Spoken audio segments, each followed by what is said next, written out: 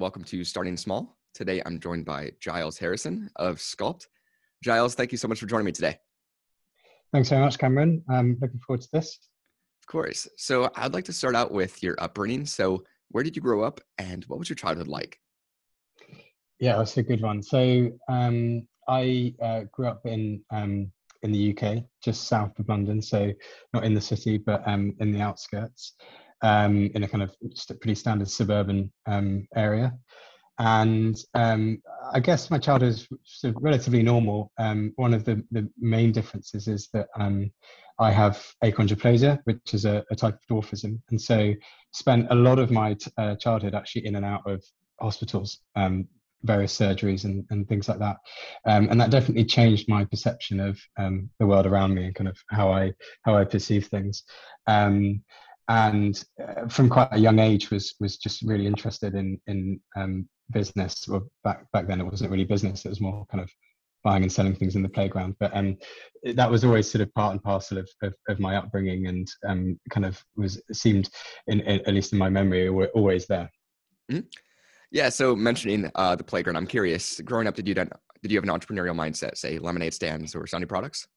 Yeah, exactly. Yeah, so when I was growing up, Pokemon cards were kind of all the rage, and so I, started off doing things like buying and selling those, and then as sort of I grew older, progressed into kind of more sort of traditional business things. I ended up actually getting involved with building speakers. So the cabinets that speakers go into, and selling those either for people to fit in their car or into their homes, and then things like buying and selling clothing and stuff like that during my school years, and I absolutely loved it. It was people, I guess looking back, people would describe me as the wheeler dealer in the playground. Awesome. So I'm curious, being from the US myself, what is the schooling system? How do you describe that in the UK? And what was that experience like for yourself? So the traditional schooling experience is relatively structured. As you grow up, you tend to specialize down into a particular subject, starting off really broad in kind of in younger years, and then selecting fewer and fewer subjects as you get towards university, which is the equivalent of college. Yeah, it kind of it's quite a competitive environment. People academically, it's especially in London, very competitive environment, and people really do get pushed at quite a young age to sort of perform in their chosen subjects. Mm-hmm. So you mentioned university. Where did you end up going to study then, and what did you study? So I went to Bristol University and I studied mechanical engineering. And during my childhood, I was fascinated with engineering, and I still am. I think that engineers will save the world eventually, if politicians don't get in the way. But engineering, I have a huge respect for engineering, and I love this. I love the discipline, and went as far to study at university for 4 years. And that was kind of, at the time, I was unsure about whether I wanted to actually start a business, go into business. It was a bit of an unknown for me, taking the leap from sort of doing things in childhood to actually trying to start a business and support myself. So I studied engineering for 4 years, but during my third year, I really realised, because I'd already started another business at university, that that was actually really what I was interested in.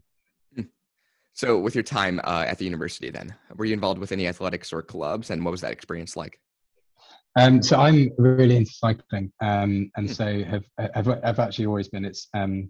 It's one of the few sports that I can play kind of on a level playing field, and compete against everyone else. And so it was always, I've kind of always been involved with that, and did it at university, alongside like the other clubs or kind of organisations in the university around entrepreneurship that I was quite heavily involved with as well. Mm-hmm. I'm curious, following your time at the university and prior to Sculpd then, what kind of jobs were you working? So I, after deciding that I didn't want to go into engineering, I subsequently sort of, had a period of time towards the end of the university period where I was working out what do I want to do, and thought maybe I should go into something more like strategy consulting, like a, McKinsey or Bain or something like that, but then didn't really, it ticked a few boxes, but not all of them. And I ended up finding something called the New Entrepreneurs Foundation, which is a year-long development program here in London for aspiring entrepreneurs, and it's run as a charity. They take on a small cohort of entrepreneurs each year through an application process, and managed to get a place on it, which I'm very grateful for. And that really kind of kick-started my journey into what became Sculpd. And the idea is that you kind of, during this program, you learn a lot of the foundational entrepreneurial skills like accounting, marketing, branding, etc., that you may not necessarily have already. And the other part is you actually work at another startup during that year. And I always sort of thought, right, I'm going to go and start working this other person's startup, but I'll leave straight away and just go and start my own business. But I ended up staying there for a long time. It was actually 5 years in total that I stayed at this business, because when I joined, it was very early stages. I think about 8 or 9 people when I started there, and it grew really quickly, grew to 90 people. And I had a lot of exposure working really closely with the CEO throughout that 5 years, about how he'd scaled the business, what the kind of key milestones, and that served me really well in Sculpd where I am now, because I've seen what it takes to get a business from a handful of people to 90 people, and the different stages of growth, and what kind of tends to happen at each stage. So I had a great time there, despite thinking that I was going to only be there for a handful of months. I was there for a handful of years. Of course. Working at a startup, as you presume, there's many hats to be worn if you just work for a startup. I'm curious, what kind of roles were you playing at that startup when you first joined, and how did that transform? Yeah, so I was fresh out of uni at that stage. I'd run a couple of businesses, but I was, by full intents and purposes, very, very junior.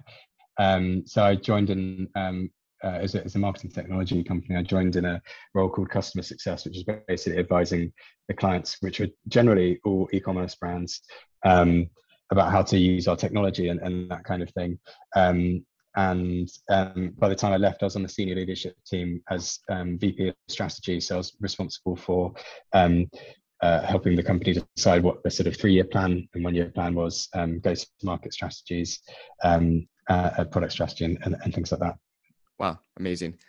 So Sculpd comes around 2020, and I'm not sure if you had any prior experience with pottery before, but I'm fascinated. Where did this inspiration come from when starting your own pottery company?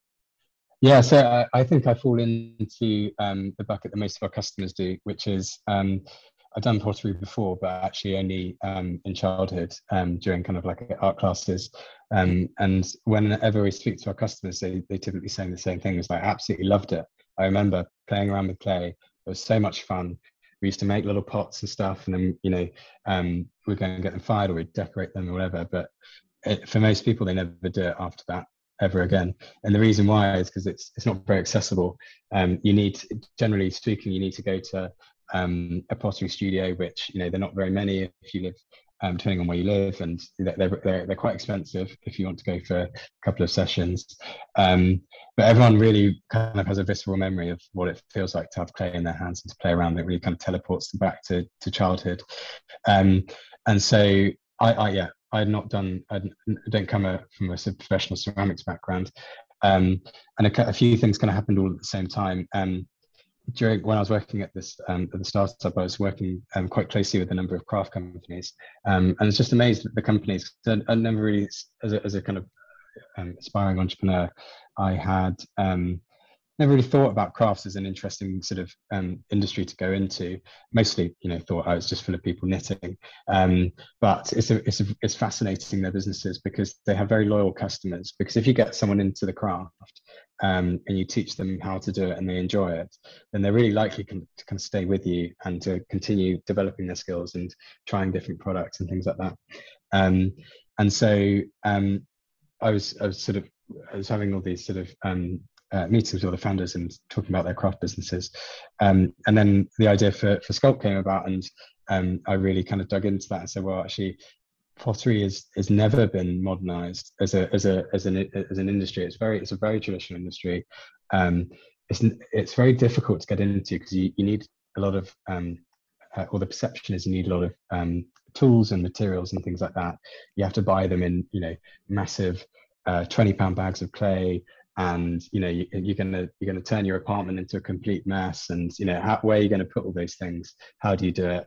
The instructions on the internet are really sort of specific and don't really speak to a novice. And so putting all those things together, the idea from Sculpd was really born, which is, let's make pottery accessible, let's make it fun, let's make it engaging for the age of kind of the millennial age range, who are really stressed and burnt out at work, who are constantly on their phones, who there are lots of social pressures to eat in a certain way, or to conform to whatever societal norms. All of these kind of lifestyle stresses that exist in day-to-day life, things like pottery can have an amazing impact on. And actually, when you spend an hour or two just messing around with clay and forming things in your hand, and eventually making something, it's an incredibly rewarding experience. And that's really what we want to kind of like package up with Sculpd. That's what we're kind of giving our customers, is that blissful experience where they are just completely detached from the world for an hour or two, either by themselves or with friends, and in the end they create something, and in most cases they absolutely love what they created, and we'll see them proudly on their on their shelf or whatever, and that's really kind of why we exist and what we're trying to do.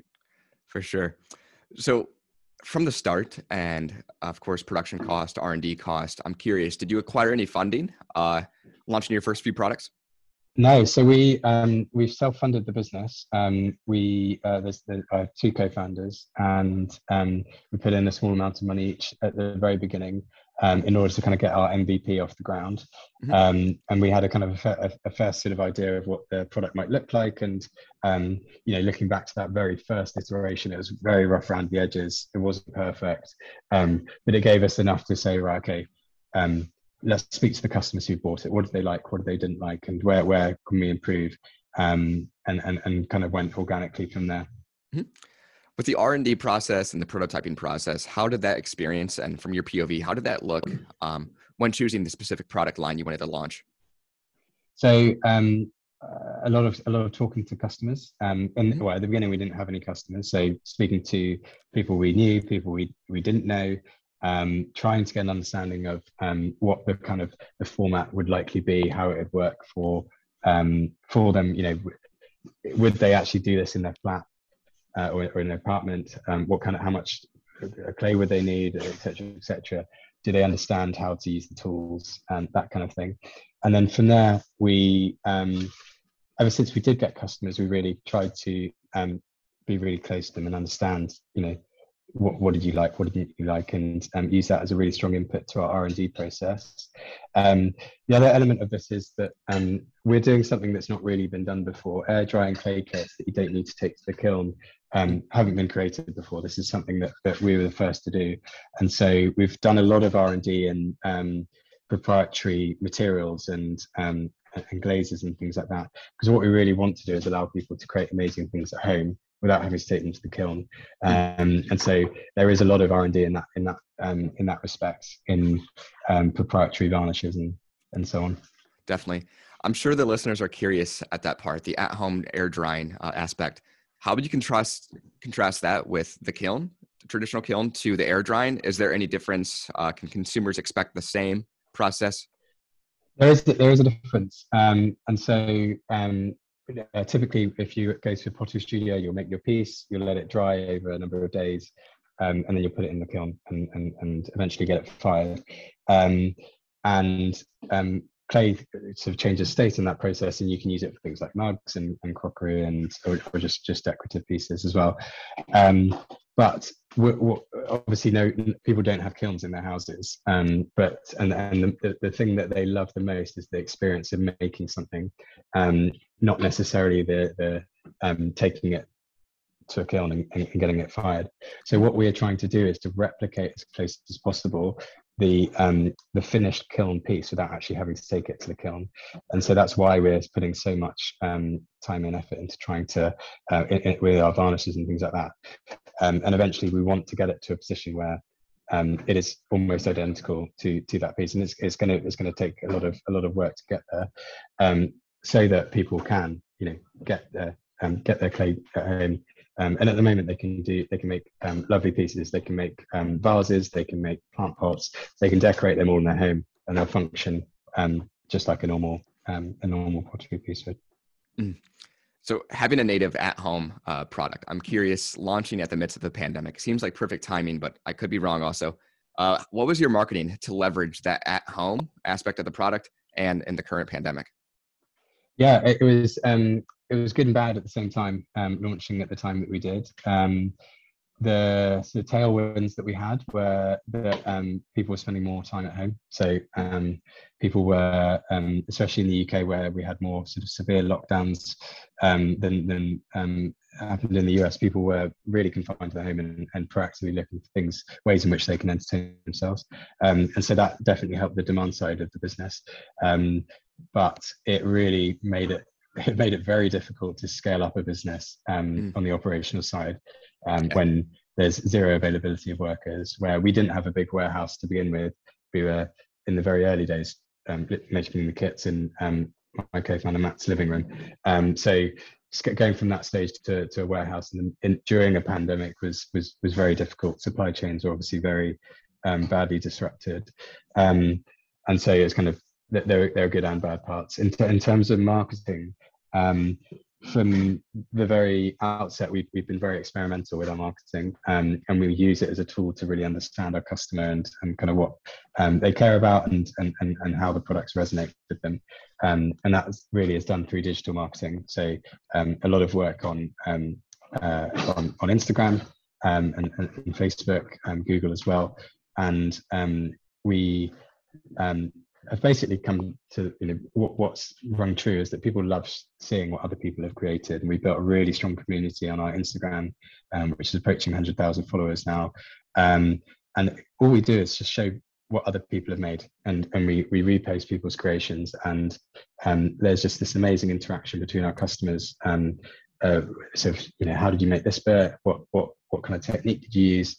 And we really love to showcase people who may never have done pottery before, showing that this is what you can do. And subsequently we use that in our marketing as well, because it really resonates with the customer who, if you're you come back from maybe a stressful day at work, and you might see one of our adverts and it shows you can have this really lovely blissful pottery experience. And actually it doesn't matter if you haven't done pottery before, you did it sort of 15 years ago. Anyone can give it a go.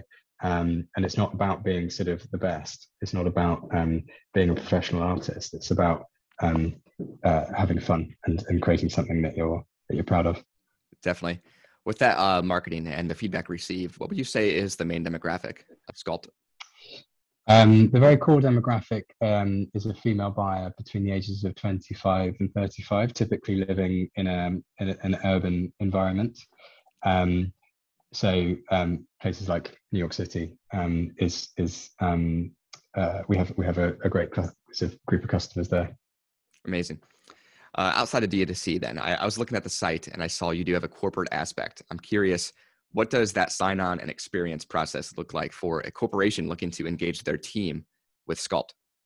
Yeah, it's that's been a really interesting side of the business, because within about I think it was about 2 weeks of launching, we got an email from someone saying, "Hey, I love these kits. I love the look of them. Would you be able to organize a class for for my company?" We're like, "Yeah, sure. We can try and work out how to do that." And since it has obviously evolved into a really large part of the business. And so what we tried to do is for teams now working remotely, distributed teams, especially in the US, it's very difficult to keep staff engaged. It is very stressful working. It can be stressful working remotely. You don't get much sort of FaceTime with all of your team members, and so finding ways in which you can engage your team and get them all together, chatting and laughing about something, and hopefully having some fun in the process, is a really meaningful experience. And so that's what we try to offer. And obviously we do that by hosting a pottery class, but really what we're trying to do is to bring everyone together to have fun in the ways that I've been describing how our normal customers sort of have it. And giving them a professional guidance in making something, so that there's sort of everyone comes out of those classes with something that they can keep forever. And so on the operational side, we try and make it as straightforward as possible. It should be as easy as basically saying hello, and I want to send it to all of these places, and we'll do everything else. And then one of our potters will then host the team and show them how to make a couple of pieces on the class. That's very cool. I'm curious then, from the logistics side, how long would you say the average kit takes to build? Oh, that's a good question. So it happens in various stages, but in total, it probably takes about a minute to make each one. And that's through a lot of refinement of the processes that go into making each one. Mm-hmm. And we actually, very early on, the three founders, we watched this film about it's like a dramatized film about the founding of McDonald's. Oh yeah. And if you see, I think it's called The Founder. The Founder, yeah. Yeah, and very good. The scene where they go to the tennis court and sketch out the floor plan of the restaurant, and then kind of get their friends involved, and basically each person simulates the task of running the restaurant, and they look at where people walk into each other, or try to minimize the amount of people are walking around between different stations. And then we're like, right, okay, well, let's do that. So we did that in our warehouse. Before we moved anything into it, we sketched out on the floor where everything was going to go, where all the stock was going to be held, and then kind of ran simulations of building everything up and dispatching it. And sort of since then have tried to apply the same kind of thinking in order to make things as efficient as possible. Amazing. Looking at Sculpd today, what would you say separates the brand from your competitors then? I think it's our community of customers. We are very grateful for everyone who's on our Instagram, who subscribes to our emails.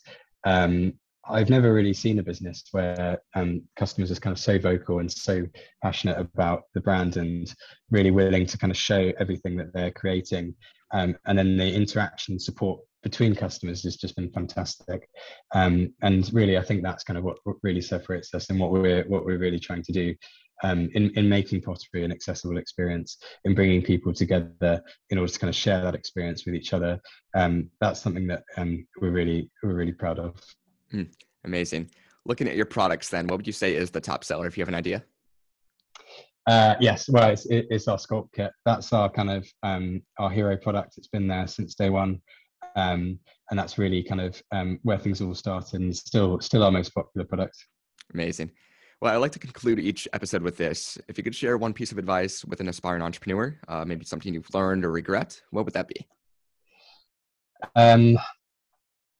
I'd say, having tried to start 2 businesses before Sculpd, I would say my one piece of advice is just to do it and give it a go, but do it quickly. If you're thinking about starting a business, myself in the past, and I've seen plenty of other people do it, sit on their ideas for a long time, and they might have a full-time job and whatever, and then months go by, and they've never really actually started it. Have the self-discipline to say, right, I'm going to start this. I'm going to give it everything for a defined period of time, 3 months, let's say. And if I don't get to this marker in that 3 months' time, I'm not going to do it. And I really think that's the most important thing. It's just starting. As soon as you start, you'll start learning. But so many people never start, and that's the biggest regret. For sure. Well, Giles, thank you so much for joining me. And to the listeners out there, make sure to check out Sculpd at sculpd.com.